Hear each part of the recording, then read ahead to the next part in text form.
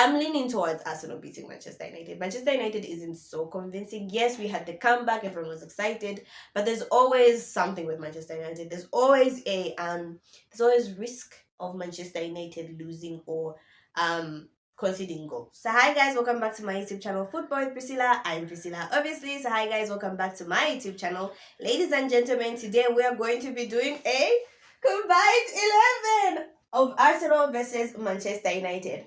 But before we get into the video for today, make sure you share, like, and subscribe. Make sure you share, like, and subscribe, and turn your notifications on to know when next I post a video. Unlike other channels, I do not have that monitor thingy, okay, that will help you do the thingy and the thingy happens. No, but I have something else. Arts and crafts, ladies and gentlemen. So it says combined 11. I hope you can read the handwriting. We have the goalkeeper position. We have, is this left or right? Left back, we have the center backs. Right back, we have the midfielders, and we have the striker. So anyway, without further ado, let's get into the video for today. So ladies and gentlemen, we have the goalkeeping position. Yes, this is for the goalkeeper. Now, it's obviously between Onana and Ramsdale. Now listen, for those people who've been watching my previous videos, you know that I'm not such a huge fan of Onana. Now listen, this is the Arsenal Manchester United combined 11. I don't want to be biased. So let's just be honest, okay? Ramsdale has been in the Premier League longer than Onana, and we haven't really seen a lot from Onana, but the few we have seen, it's like 50-50 with Onana. It's like yes or no. Like he's got 50% good days and 50% bad days. So for me, with regards to the goalkeeping situation, combined 11, I'm going to give it to Ramsdale. We're just going to put R there. I love all my Manchester United football players, but Onana for me is just like, I don't know where I stand. Okay, so with regard to the defense, now listen, let's start with the right back. The right back is either between Aaron Wan-Bissaka or Ben White. Granted, I don't even know why Ben White is on the right side. But hey, anyway. So for the right back, let's not even take time. I'm going to go with Aaron Wan-Bissaka. Okay, how am I going to write this? Aaron Wan-Bissaka. We're going to go with Aaron Wan-Bissaka because honestly, I don't see any Arsenal right back better than Aaron Wan-Bissaka currently. And can we just give a shout out to the fact that he's progressing immensely under Erik ten Hag? Like even his crosses, his one-touch football has been amazing. So I'm going to give it to Aaron Wan-Bissaka. So for left back, unfortunately, Luke Shaw is injured, and then we now have to go with Dalot. This is why Manchester United is scrambling, trying to look for a left back. It's going to be very interesting to see who we manage to get before the transfer window ends. So it's either Zinchenko or Dalot. And for me, I'm going to go for Zinchenko. So I'm just going to put a Z because ain't nobody got time to spell that name. So for me, left? Yeah, left back, I'm going to go for Zinchenko. For our center backs here, it would have either been Saliba or Varane, but I feel like right now Varane is injured, and I think Saliba has been having great games. Even last season he was okay. So unfortunately, it's now between Saliba and Lindelof, and personally, I'll go with Saliba. I have no problem with Victor Lindelof. I just feel like with a good partner, Lindelof is good, but I feel like Saliba is just a bit higher than Victor Lindelof. So here we're gonna go with Saliba. So we're just gonna put S there because I hope you can see S, but I'm not spelling their names. The left center back position, it's either between Martinez or Gabriel, but for some reason Arteta has decided to not play Gabriel and has started going with Thomas Partey. I don't understand the tactics with that, but yeah, so it's either Thomas Partey, Gabriel, or Martinez. Now obviously I'm going to go with Martinez. I don't trust Gabriel. I'm not a huge Gabriel fan. And then for Thomas Partey, I don't understand what he's doing at the back. Like, Mikel Arteta, it's so easy. Just bring Gabriel back. I know Gabriel has mistakes in him, but like, you can't afford to remove Thomas Partey. I know he's trying to accommodate Declan Rice, Kai Havertz, etc. But I feel like at the back, it's a risk bringing Partey. I feel like Partey is slow. I don't think he's quick. So it's very shocking for me that Arsenal are willing to bring Thomas Partey at the back instead of Gabriel. But anyway, I'm going to go with Martinez at the back. I hope you guys can see that. M for Martinez. So at the back, we're going to go with Martinez here. So we're done with our defenders. We have Aaron Wan-Bissaka, Saliba, Martinez, and Zinchenko. I think this is balanced, right? I think it's balanced. Okay. Now we go to our midfield. Now this one is very interesting because I was like, oh my gosh, Odegaard, Bruno Fernandes. But anyway, back to the central defensive midfielder, we have among us Declan Rice, Casemiro, and Thomas Partey. Now, like I said, I have no idea why Mikel Arteta is attempting to put Thomas Partey at the back instead of putting him where I feel he can play well, which is the central defensive midfielder role. Now listen, now I know Declan Rice is normally known for being a holding midfielder, but I think it's safe to say that Declan can also play a number 8. So here it's actually between Declan Rice, Casemiro, who for Manchester United has been one of the most important players, a whole backbone, right? So it's either Casemiro, Declan Rice, or Thomas Partey. Arsenal and Manchester United both have good midfielders if the team just works well. So for me, amongst these three, I'm going to go for Declan Rice only because of the other two, right? I feel like on another day, if I wanted to play this team, I'd go for a 4-3-3, right? And the midfielder I'd want sitting here would be one who's very like versatile and young. So I wouldn't go for Casemiro because I know Casemiro is elite, but like I need someone who's mobile, right? And I wouldn't go for Partey because I feel like he's not as versatile as well. So I'm gonna go for Declan Rice here. DR. Declan Rice as my holding midfielder. Now these two are interesting. It's either we're going with 2 8s or we're going with the 8 and a 10. But for my midfield, I'm gonna put Bruno Fernandes here. Bruno Fernandes, and I'm gonna go Odegaard here.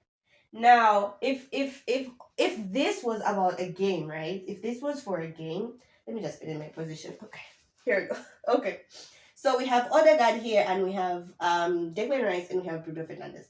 Now, I feel like for me, if we were playing a game, and it's all about combined 11, right? And we were playing a game, I think I'll put Bruno Fernandes at number 8, box to box, just because I feel like Bruno has more experience over Odegaard. Then I'll put Odegaard as a number 10, because I feel like Odegaard is more creative. He would have more of a free role. Or on a good day, considering or depending on the team that we'll be playing, either one of these two could be interchanging. I feel like both are intelligent, technically gifted players who can understand when to let the other go. It's like playing a midfield of De Bruyne and Bernardo Silva. They are both intelligent players who can play together. Okay, so now finally we have the forward line. Ladies and gentlemen, this one wasn't easy for me because both teams, like, I don't trust their forwards. Like, I'm sorry. But with regards to the right side, I'm going to go with Saka.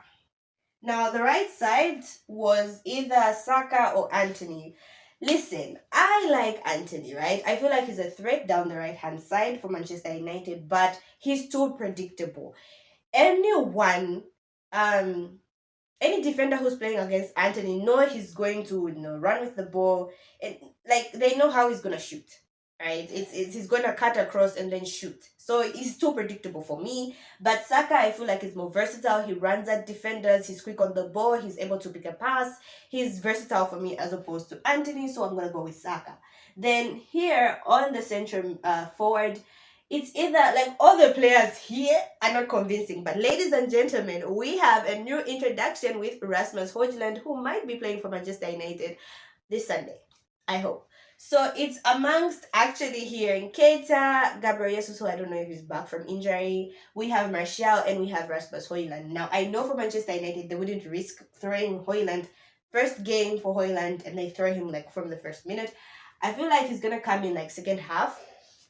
But I know it's gonna be Martial who's gonna be starting. But since this is a combined 11, we have Gabriel Jesus, we have Nketiah, we have Martial, and we have Højlund. I'm gonna go for Martial.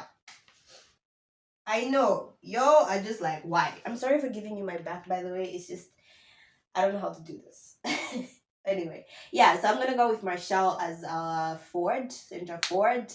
I just feel like he has more experience, and I just feel like he's a bit more clinical than Gabriel Jesus and Keita. Feel free to disagree.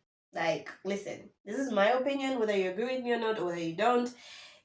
It's my opinion. So yeah, I'll go with Martial. And then Obviously, coming off of the left side, there's Martinelli and there's Marcus Rashford. Now, this one is very interesting because I like both players and I actually like Martinelli. With regards to Arsenal, I feel like with their forwards, Saka and Martinelli, I always say I think Martinelli is actually more threatening than I think Saka is.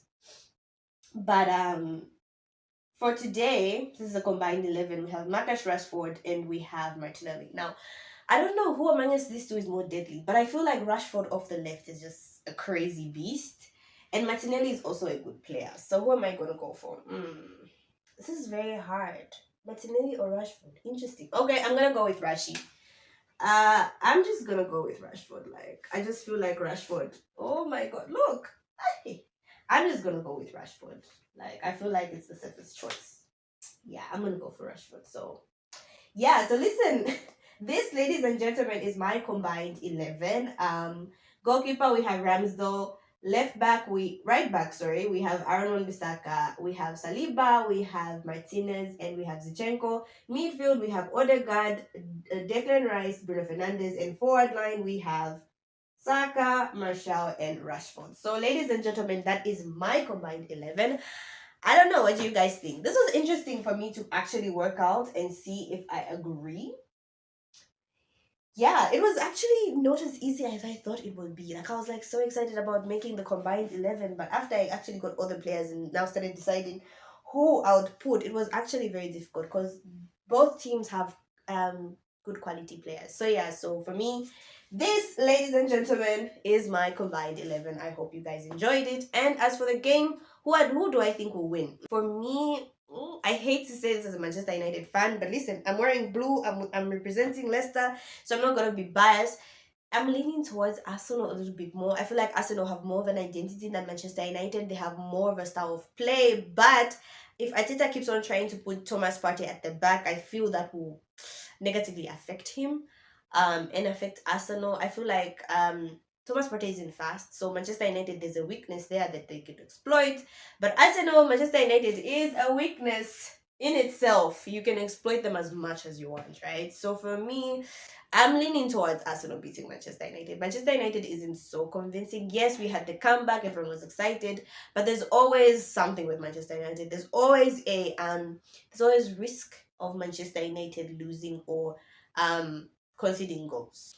So that's it for today, ladies and gentlemen. I hope you guys enjoyed the video. If you enjoyed the video, and ladies and gentlemen, my arts and crafts, by the way, a pin is holding down my chart. So yeah, so that's what I had for you guys today. Thank you so much, guys, for watching. If you enjoyed this video, give it a like, share, and subscribe. So yeah, so that's what I had for you guys today. Thank you so much, guys, for watching. Make sure you share, like, and subscribe. Make sure you share, like, and subscribe, and turn your notifications on to know when next I post a video.